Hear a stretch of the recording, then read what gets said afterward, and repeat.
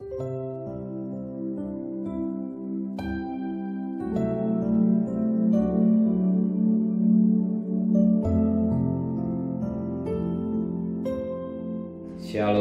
pagi, bersama tundukkan kepala, pejamkan mata sejenak. Bapa yang bersemayam kerajaan surga, yang boleh kami kenali dalam nama Tuhan Yesus Kristus. Terima kasih Bapa buat pemeliharaan yang Kau berikan dalam hidup ini. Pagi ini kami adakan mesbah keluarga, mesbah pribadi. Kami boleh naikkan pujian kepada Bapa di surga. Kami rindu untuk mendengarkan renungan firman-Mu. Roh Kudus mengurapi hambamu, mengurapi kami, sucikan hati dan pikiran kami, sehingga berjana hati kami boleh penuhkan oleh firman-Mu, dan kami juga boleh naikkan doa sapa kepada Bapa di surga. Haleluya. Amin. Shalom pagi. Mari sama-sama kita akan membaca firman Tuhan. Markus pasal 3. Markus pasal 3 ayat 13 sampai ayat yang ke-18. Markus pasal 3 ayat 13 sampai ayat 18. Yesus memanggil ke-12 rasul. Kemudian naiklah Yesus ke atas bukit. Yesus memanggil orang-orang yang dikehendakinya, dan mereka pun datang kepada Yesus. Dia menetapkan 12 orang untuk menyertai dia dan untuk diutusnya memberitakan Injil, dan diberi kuasa untuk mengusir setan. Ke-12 orang ditetapkannya ialah Simon yang diberi namanya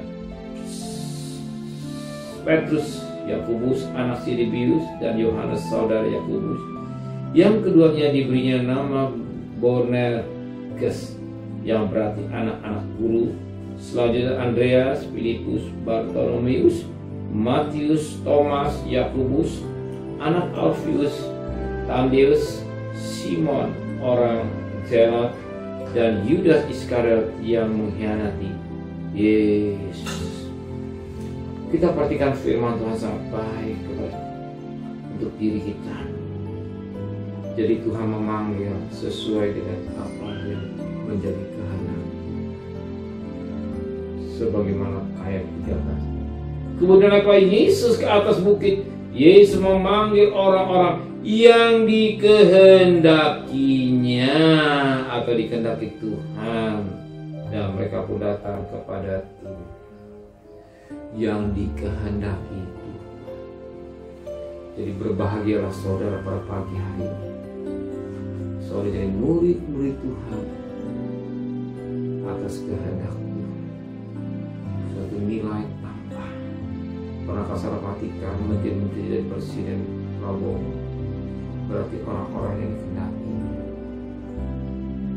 Maka berbahagialah saudara pagi hari ini. Kalau saya jadi murid Tuhan, kita belajar seperti guru kita, Yesus namanya. Untuk menjadi muridnya, apa yang saya kerjakan? Yang pertama dikatakan pada ayat 14. Ia menetapkan 12 orang untuk menyertai Yesus, dan diutusnya untuk memberitakan Injil.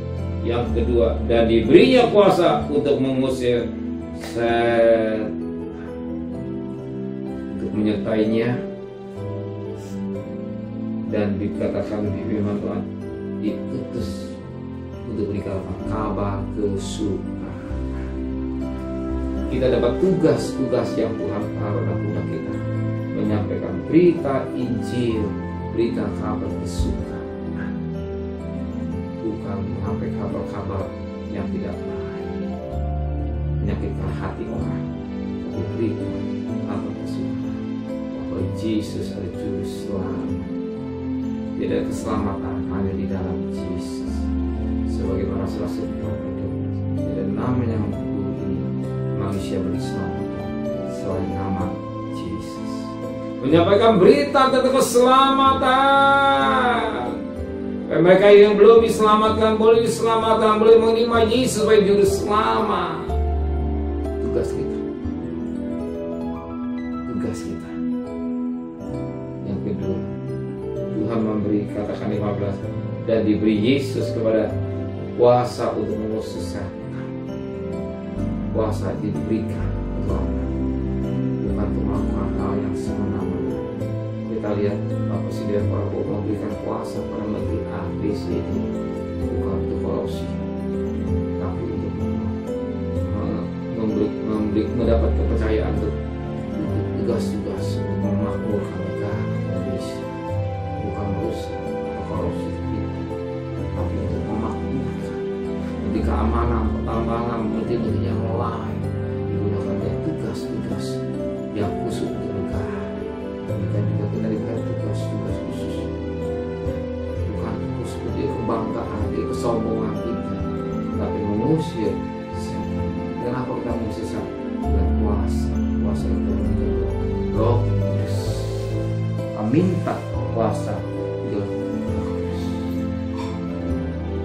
Roh Kudus. Kita bisa mampu, kita bisa karena Roh Kudus yang Tuhan berikan hidup kita untuk menyampaikan berita keselamatan, bahkan kita mengusir roh-roh yang mengganggu pelayanan, mengganggu orang yang hidup dalam dosa, yang mengganggu dalam rumah tangga, yang membuat orang tuli dan segala-galanya. Minta kuasa dari Tuhan sehingga kita bisa karena Roh Kudus yang menyertai saudara. Amin. Kita gunakan kuasa yang Tuhan berikan, bukan atas kesombongan, tapi semua demi pelebaran pekerjaan Tuhan. Amin. Terima kasih. Mari sama-sama tundukkan kepala, pejamkan mata sejenak. Terima kasih Bapa di surga, buat kasih anugerah-Mu yang besar yang Kau berikan dalam hidup ini. Kami ada sebagaimana ada karena Engkau, dan kami bersyukur Kau memilih kami, dan Kau menetapkan kami untuk menyampaikan kabar kesukaan, berita Injil, keselamatan, baik ada keselamatan di dalam Yesus Kristus, dan kuasa itulah Roh Kudus yang menyertai sepanjang perjalanan hidup kami, bukan jadi gagah-gagahan, tapi semua untuk kemuliaan nama Tuhan. Menteraikan firman dan hati kami, kembalikan besok pagi tubuh yang sehat dengan tidak kurang satu apapun juga. Berkati Bapak Presiden, Wakil Presiden, para Menteri, para Gubernur, para Bupati, para Wali Kota, para Camat, para Lurah, para RW, para RT, para medis, para Polri. Berikan mereka hikmat yang dari surga, berikan takut kepada Tuhan. Saudara kekasih, terimalah berkat hikmat dari Allah Bapa, cinta kasih sayang dari Tuhan Yesus Kristus, dan berkat Roh Kudus menyertai saudara mulai hari ini sampai Maranatha Tuhan Yesus datang. Yang cinta Dia katakan amin.